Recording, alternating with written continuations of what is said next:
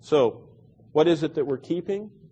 These directions, what is it? Well, listen carefully, because this took a while. I really looked at the foundation of this word pikadim, and it's the Hebrew word pikad, and it's interesting how it's translated. In Exodus 3:16, God says, I've visited you. Same word. I have, in that Hebrew word, you. Numbers 3:39, Moses and Aaron numbered the people. Same word. And they translate it numbered. Ezra 1:2, God charged me to build. Same word, charged, visited, numbered.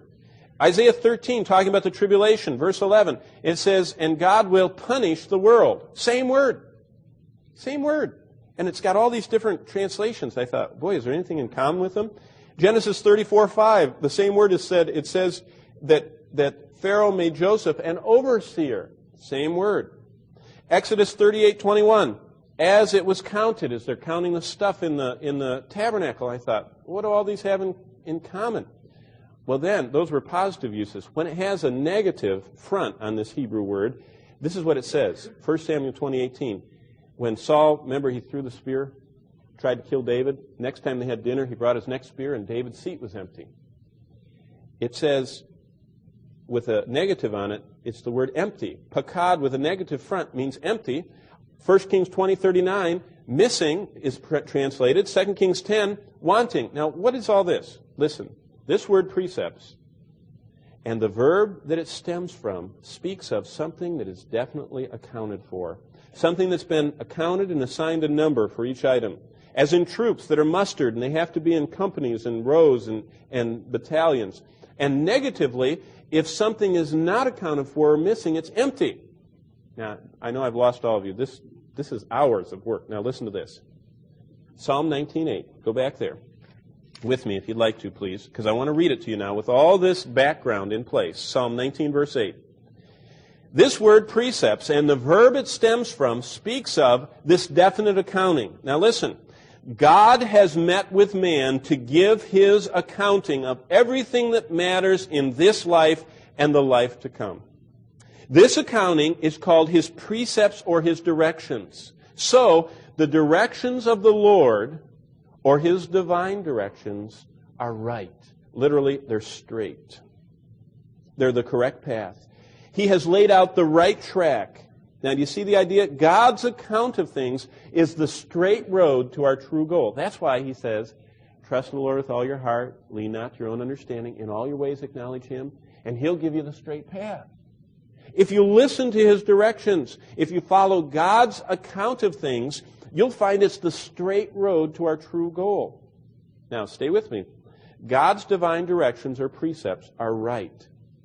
What do they do when you follow them? Look at the next part of verse 8. The precepts of the Lord are right, rejoicing the heart. Literally, delighting and bringing pleasure to our inner being. Again, the Hebrew team of Kyle and Dalich. Their educative guidance, making us, as it were, being led by the hand, frees us from all tottering, joyous, conscious awareness of heading toward the right goal. Yesterday, I had my 3-year-old on my shoulders, and I was sucking up the 100 million leaves in my backyard, going like this. And I had him up there. And you know what? He was joyously not even holding on. And what he was doing is he was following the path that I was making for him. And he was just making all kinds of noises up there and laughing and everything else. And while Dad was trying to hold the lawnmower, hold the handle, hold his foot, and keep, as he was wobbling all over the place. It was quite exciting. And I thought about that. We can be free from all fear of tottering. We can be joyous in consciousness of being headed toward the right goal. How? When we follow God's directions. The only way to make it to happiness now and forever. What happens if you don't follow God's directions? Have you ever thought about that? You're in church. You're following them. I trust. What happens if you don't? I started reading about how certain people died that didn't know Christ. Nietzsche, that wicked philosopher, he died insanely babbling and screaming out. in the darkness. He lost his mind. How about Churchill? You know what Churchill's last recorded words were? What a fool I've been with my life. I mean, this man wrote books. He led England through the war. He was one of the most revered people. After they finally recognized his skills, Churchill says, I've been a fool. Kaiser Wilhelm IX, he says, I'm lost for sure and I know it. David Hume, the British philosopher, I'm in the flames. And he started screaming, and his nurse said, I would never wait on a bed of someone dying like that again. She said, I'll never. She said it was the most horrible thing she ever saw. Napoleon, the emperor dies, now lonely and alone. And then his nurse said that he gasped and gurgled and struggled and went out in a horrible way. Sir Thomas Scott wrote these, or the person at his bedside wrote these words, Until this moment, I thought that there was neither God nor hell, but now I know both, and I am sealed unto damnation by the sentence of the Almighty.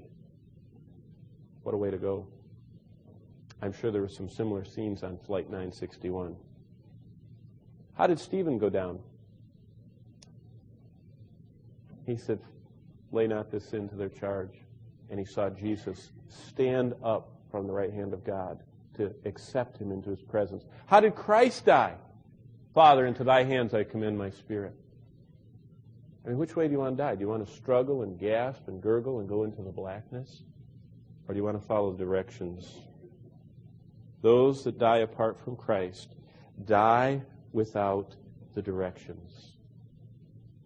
And Jesus Christ, the incarnate Word, said, these are the directions. I'll be your divine teacher. I'll witness what no one else can witness, and if you'll listen to me, I'll give you the directions.